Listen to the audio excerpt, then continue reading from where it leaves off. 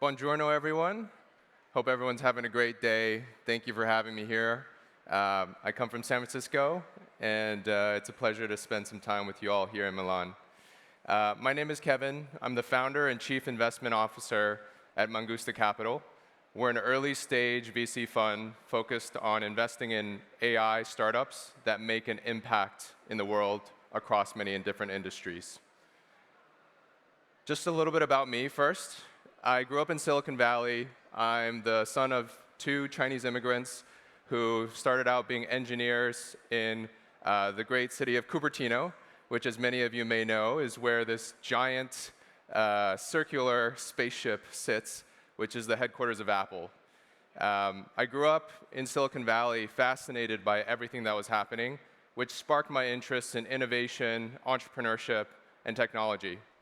After I grew up, I went to Harvard for undergraduate, and then after that, I've been working with technology businesses my entire career, starting out in investment banking at Goldman Sachs, and then working at a private equity firm called Apollo, and finally, as part of the investment team at SoftBank Vision Fund, which is the $100 billion vehicle that we raised to invest in leading AI companies around the world.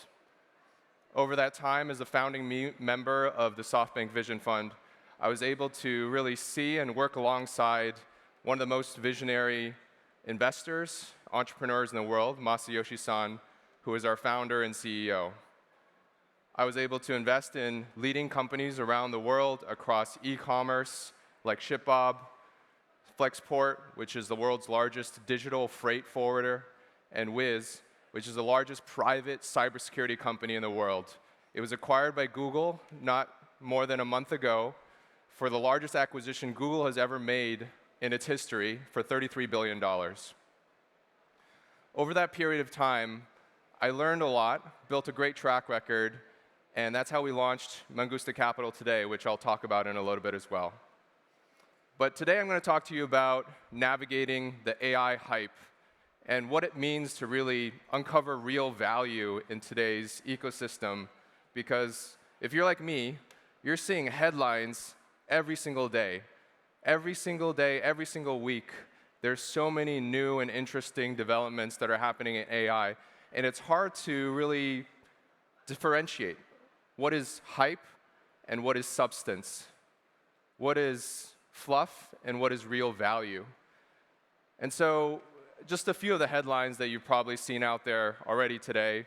OpenAI, which started out as a nonprofit research lab, has now in the process of raising a $340 billion valuation round.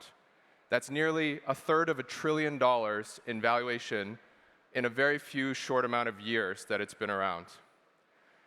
Figure AI is a humanoid robotics company that is now raising a new funding at a $40 billion valuation from a low of $2 billion just a year ago.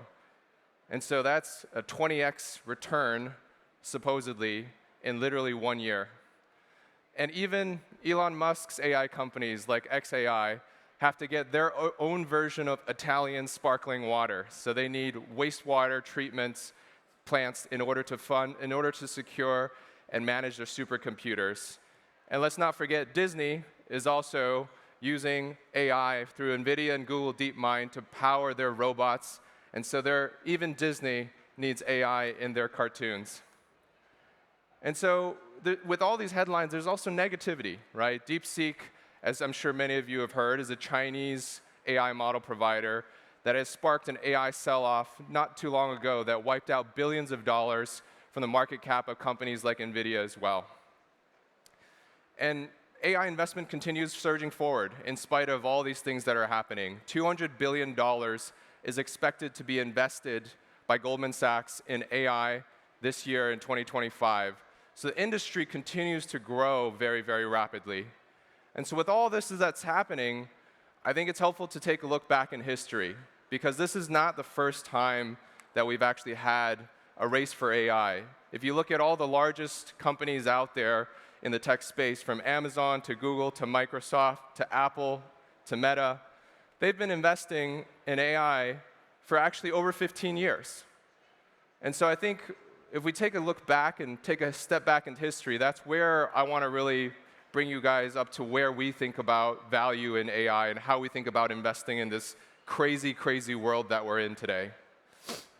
So let's back up to the 1980s and 1990s, when, at the time, we had a similar revolution within the personal computing and internet age.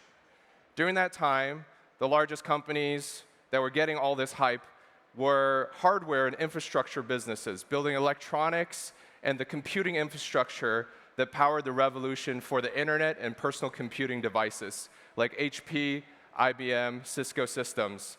They built the mainframes, the servers, the computers, the networking devices that people were using every day. And that, in some ways, is kind of like the NVIDIAs or the OpenAIs that we see today.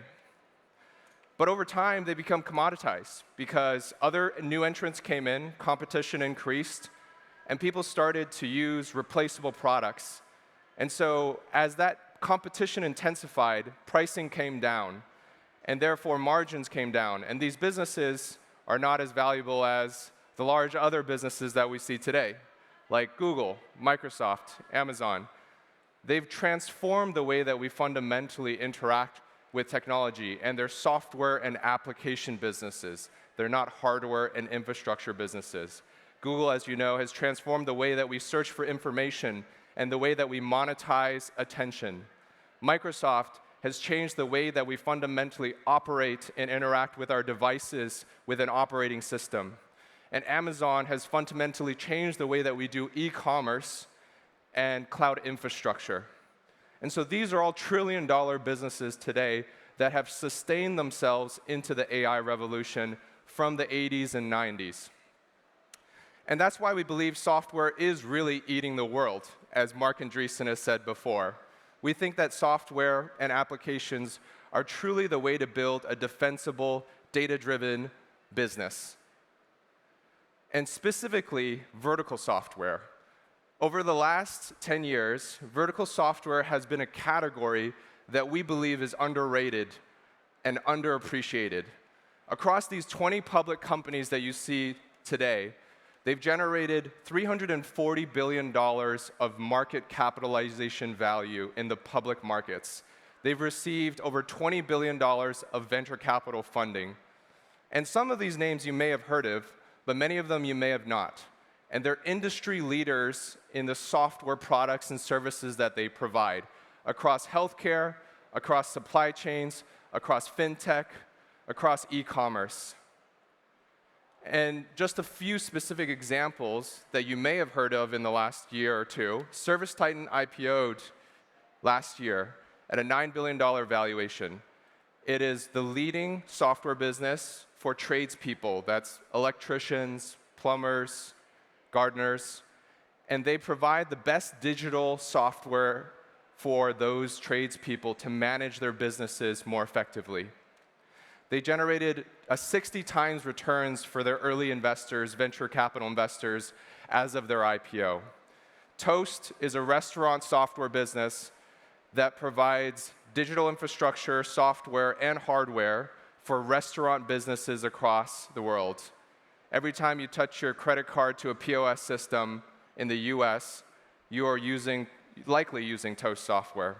They generated 160 times returns for their Series B investors and IPO'd at a price of over $20 billion. And that's where we're very excited in this new generation, because we can now combine vertical software and AI together to build the new businesses of tomorrow that are software businesses enhanced with AI technology.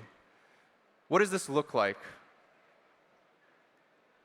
We think that it looks like this. Every single industry in the world is going to be transformed by new AI businesses building specialized industry-specific software to be able to drive value to all the different industries in the world. Whether it's Harvey, which is transforming legal AI technology, TaxGPT, which is doing for tax accountants and the tax industry, CyberGrant, which is actually an Italian-founded business doing that for cybersecurity, and on and on. And that's what we focus on primarily at Mangusta Capital. For those of you who are Italian in the field, you may know what Mangusta means. It actually means mongoose in Italian. And we like to think of ourselves as the mongoose in Silicon Valley.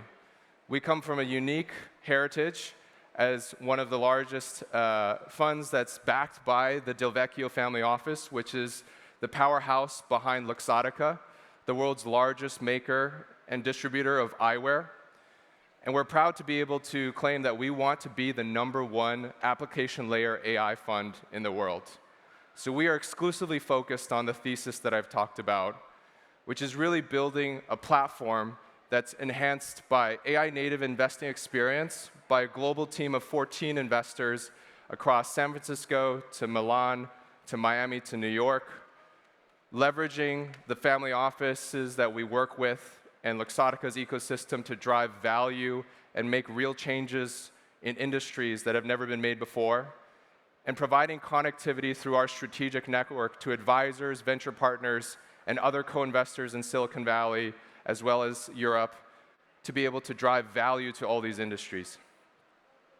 And that's why we love the application layer, because we think ultimately infrastructure becomes commoditized over time. And right now, we are in the beginning of the AI revolution. So it's no doubt why NVIDIA, OpenAI, and others are really getting the bulk of the attention today. But we think, ultimately, the applications on the top of this page will start to get that real attention. Companies like Mark Vision, what are providing brand and IP protection to the major consumer brands out there, like Louis Vuitton and Chanel, being able to take down images and counterfeit goods when they're not meant to be sold.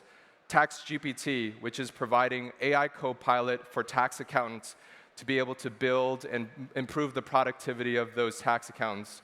Gale, which is using AI agents to improve call center automation for banks and insurance companies. These are the applications of tomorrow. We think these are the Meta, the Facebooks, the Amazons of tomorrow. And our portfolio has already expressed a lot of success in our results. Being focused and disciplined has allowed us to achieve over 2.2x returns for our investors since the 1 year that we've launched, or over 150% IRR since then. And we have already 11 companies in the portfolio growing rapidly today. And so if you're interested in being part of the journey and working together, I welcome you to reach out. Thank you for having me, and let's revolutionize AI together. Thank you.